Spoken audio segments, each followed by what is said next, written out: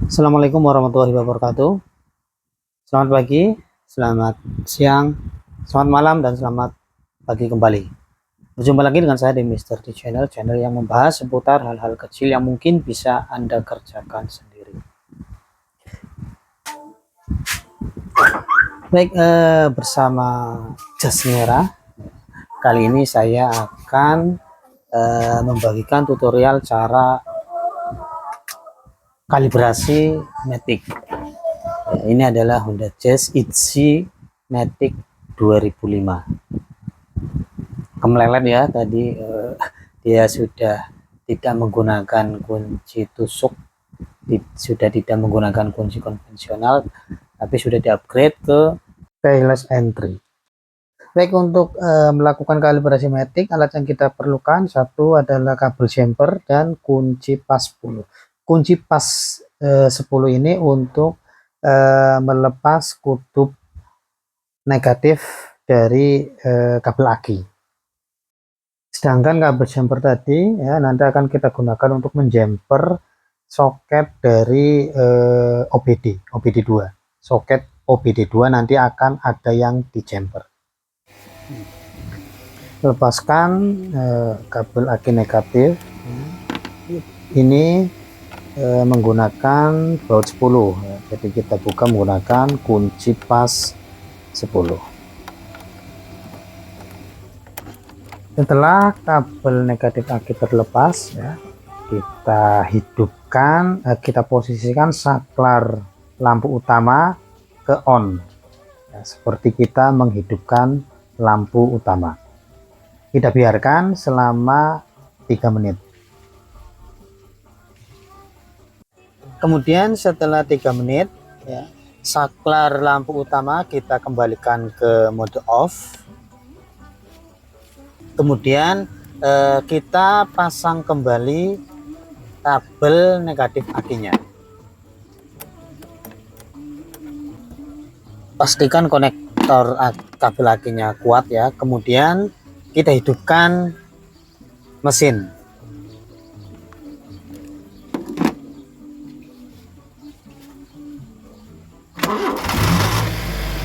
Biarkan mobil menyala idle ya selama 2 kali kipas radiator berputar. Ya, mungkin 25 menit sampai 30 menit. Sampai kipas radiator berputar selama 2 kali.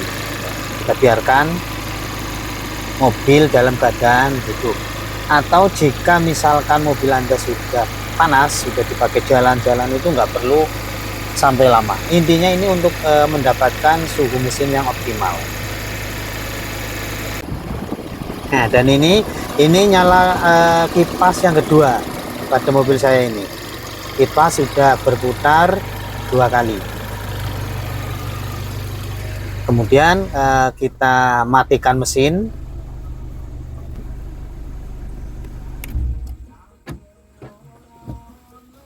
Setelah mesin mati ya, kita akan menjumper soket OBD2. Soket OBD2 ada di bawah ya, di bawah setir ya. Gunakan kabel yang sudah disiapkan tadi ya, tidak usah terlalu panjang ya. Nanti yang akan di jumper itu soket nomor 4 dan nomor 9 ya. Hitung dari kiri atas. 1, 2, 3, 4 ya. Kemudian ini 1, 2, 3, 4 ya, di sini satunya. Yang ke-9 itu ada di bawah pojok kiri. 2, 3, 4, 5, 6, 7, 8. Kemudian 9-nya ada di bawah pojok kiri. Nah, seperti ini ya menjumpernya ya, di pin nomor 4 dan nomor 9. Selanjutnya kita akan kembali menghidupkan mobil ya. Tetapi ada tahapan-tahapan yang harus dikerjakan bersamaan dengan menghidupkan mobilnya. Pertama, kita putar ataupun kita posisikan kunci kontak on sehingga sampai menyala semua indikator di speedo. Penjamperan berhasil ditandai dengan menyalanya indikator engine check engine ya, dengan disertai indikator IPS menyala berkedip-kedip. Kemudian hidupkan lampu utama, injak rem. Nah, nanti injak remnya ini sampai prosesnya selesai ya. Injak rem jangan dilepas sebelum prosesnya selesai. Lalu hidupkan mobilnya, hidupkan mesinnya. Setelah mesin menyala, pindahkan tuas persneling dari P ke N. Tunggu beberapa detik, lalu pindahkan dari N ke D, SL, kemudian kembalikan ke L, SD, ke N lagi. Itu lakukan dengan cepat sampai 3 kali. Dan pada step ini jika berhasil, nanti indikator N dan D akan menyala bersamaan meski tuas berada pada posisi N. Ingat ya, pada step ini lakukan dengan cepat sampai 3 kali. 3. Nah, jika step ini berhasil, indikator N dan D akan menyala bersamaan. Dan ini ternyata gagal ya, karena indikator yang menyala hanya N, harusnya dua-duanya menyala, N dan D. Ulangi stepnya ya, tapi ini tidak mengulang dari awal karena posisi mesin sudah panas. Jadi di sini saya mengulanginya stepnya dari mulai kabel terjumper ya. Matikan mesin ya, kemudian hidupkan kembali kunci kontaknya pada on 1 on 2 sehingga semua indikator pada speedo menyala. Dan proses ini sudah saya ulangi sampai 3 kali, ternyata masih gagal. Sehingga proses kalibrasi maticnya tidak bisa dilanjutkan ke step berikutnya. Ini yang ketiga kalinya ya, untuk indikator D dan N tidak menyala bersamaan, hanya indikator N saja yang menyala. Akhirnya saya berinisiatif untuk mengulangi langkah dari awal dengan melepas kabel aki negatifnya, kemudian saya bongkar keyless entry-nya ya, saya kembalikan terlebih dahulu ke kunci kontak konvensional ya, kunci kontak tusuk. Dan ini karena posisi mobil sudah panas, jadi untuk langkahnya saya hanya melepas kabel aki negatif ya selama beberapa menit ya, untuk menguras atau untuk mereset ijunya, kemudian saya pasang kembali ya.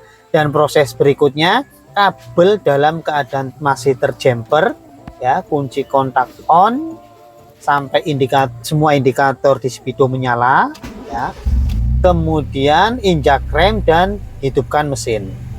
Nah, injak rem, hidupkan mesin, baru saya nyalakan lampu utamanya. Nah, untuk menyalakan lampu utama sebelum dihidupkan mesin dan sesudah itu bisa saja, bisa sesudah ataupun sebelum dihidupkan mesin. Kemudian posisi tuas persneling pada netral, rem masih tetap diinjak.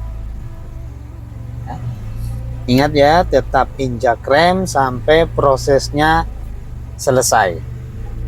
Berikutnya pindahkan persneling dari DSL ke N dengan cepat sampai 3 kali. Dan ini langkah ini berhasil.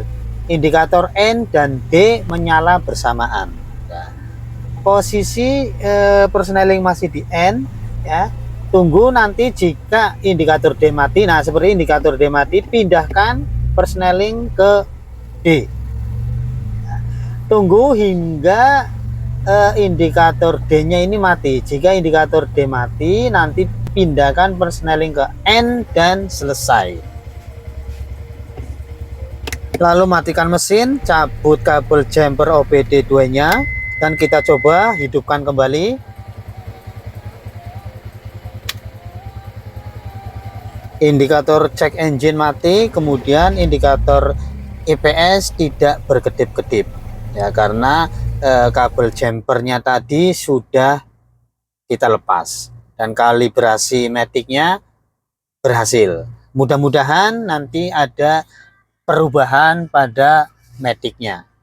Dan berikutnya saya akan pasang kembali kunci tombol start stop engine-nya, karena saya terus terang lebih nyaman menggunakan tombol start stop engine ini, start stop atau keyless entry ini ya, daripada kunci konvensional ya, karena menurut saya lebih praktis.